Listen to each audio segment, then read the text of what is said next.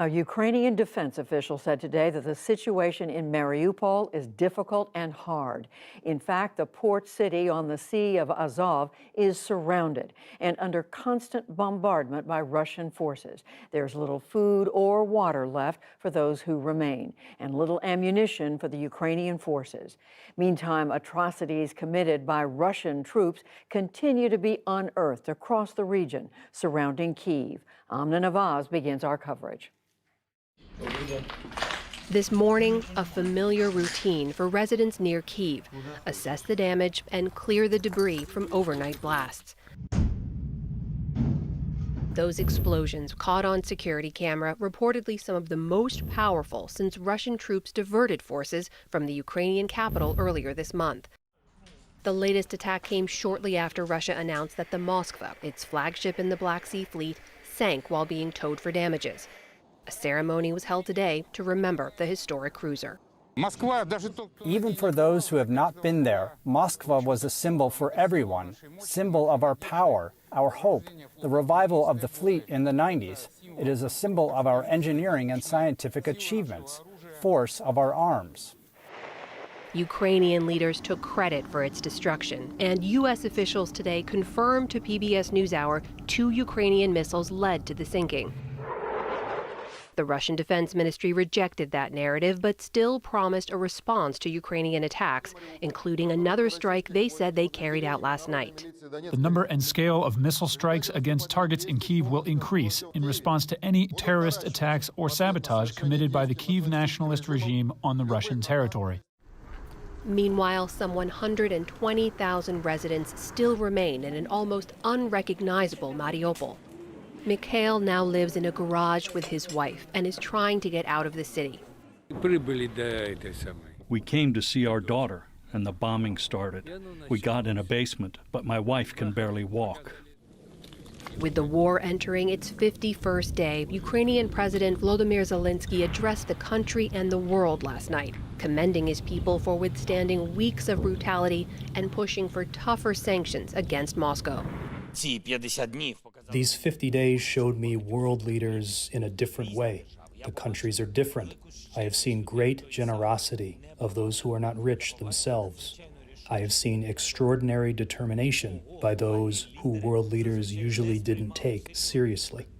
For an on-the-ground view from Ukraine and more on the increasingly dire humanitarian crisis, I'm joined by David Beasley. He's the executive director of the World Food Program. He joins us now from Lviv. David Beasley, welcome back to the NewsHour. Thank you for making the time. I want to begin with Mariupol, where we just heard in the report the situation grows worse by the day. You've been trying to get food aid into the city. Have you had any luck getting access to Mariupol? We do not have the access we need. There's no way people are not starving to death. We're trying every way we can to sneak it in, whatever it takes, but the access is denied. And we're asking, give us the access, allow us to do what we do as impartial and neutral to reach the innocent victims of this war. Just to clarify, when you say you don't have access, are your trucks, your folks on the ground, are they being actively blocked by Russian troops from going in?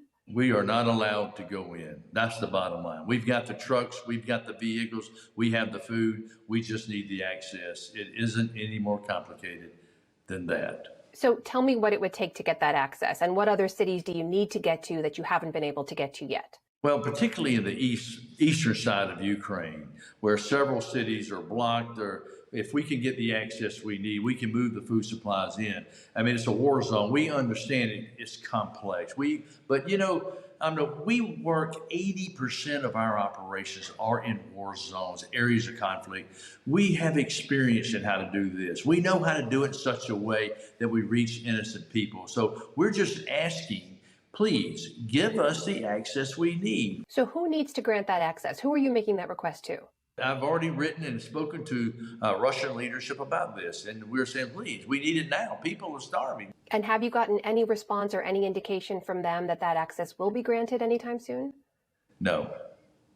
If you don't get in with that food and water aid, tell me about the circumstances on the ground. What are people facing? People don't get food and water, they die. And so the question is whether the Russian forces are providing food, but I don't know, because we don't have the access, and this is what we do.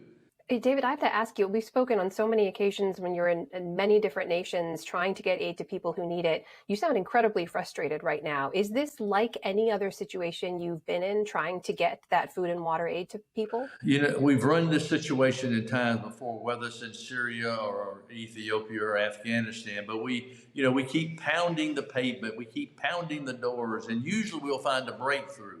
It's now day 51 and we don't have a breakthrough. And so we're going to continue to do everything we can. We're not going to give up on these people. We're not going to do that. We're going to keep jumping up and down and hammering the message home as hard as we can until we get the access that we need. You were able to make your way to Bucha, where we have had seen reports previously. Of course, investigators are now looking into possible war crimes on the ground there. Tell us about what you saw. I was just in Kiev and Bucha, and I've talked to many people on the streets of Bucha. And you've seen the pictures where the tanks were all over the city, but what you may not have seen, the devastation of war. I mean, just residential neighborhoods just wiped out, decimated. In fact, I stood in an orphanage, a home for 40 children. That home was just blown to pieces. Why? I heard from families, victims of this war, mothers that were shot, grandmothers that were shot, children that were shot. You just can't believe it. And I've seen a lot of bad stuff around the world, whether it's in Afghanistan or in Ethiopia or Yemen or Syria. This is as bad as it gets. We've talked a lot about the millions of people who've already fled Ukraine, who've been able to get out. Are you able to reach any of them, provide support in neighboring nations? The 4.5 or more million people that have left Ukraine are, you could say, really the lucky ones, because they're being met by the loving arms of strangers that are bringing them in, giving them shelter, giving them food. And it's remarkable to see that take place. And we're helping as much as we need to help in that particular refugee crisis. But inside, you've got 7 million people that are internally displaced, and we're working with the partners, the governments, to reach those people. Then you've got people that are stuck, for example, on the eastern side of Ukraine, in the midst of the battle of war, and we're trying to reach the most vulnerable, because that's what we can do, and that's what we do best. But it is very complex. Putting the food supplies, getting the trucks, getting the truck drivers, as you can imagine, because most of the truck drivers right now are on the battlefronts. And so we're working through all of these, but then you run into blockades. And then you think it's bad enough what's taking place inside Ukraine, but as you realize, Ukraine grows enough food to feed 400 million people around the world. So we're not talking about just Ukraine. We're talking about the entire world is going to pay a mighty big price because of this war.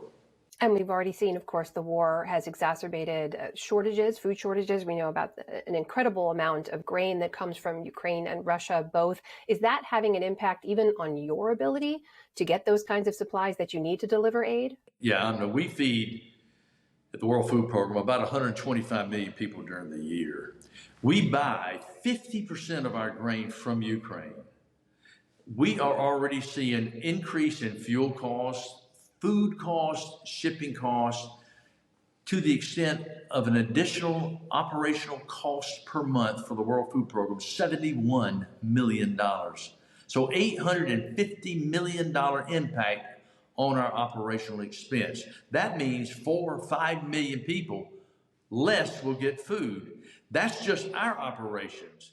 That doesn't even impact what we're talking about, increase of food prices for everyone else around the world, and the possibility of the unavailability of food for people around the world. Because when you take the bread basket of the world, where now people are in bread lines, and they feed 400 million people, where's that food going to come from over the next 6 to 9 months? Because the farmers are on the front lines. They need to be in the fields right now. They need to be planting.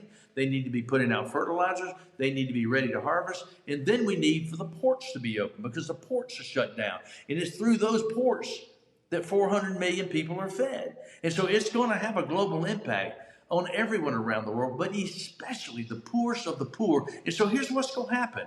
I mean, if we don't reach the poorest of the poor in the countries that we're mostly concerned about, you're going to have famine. You're going to have destabilization of some nations, and you are going to have mass migration. And I can tell you, that's going to cost 1,000 times more than if we can get in advance and do it right. That is David Beasley, Executive Director of the World Food Program, joining us from Lviv. Thank you so much. Thank you. It's good to be with you.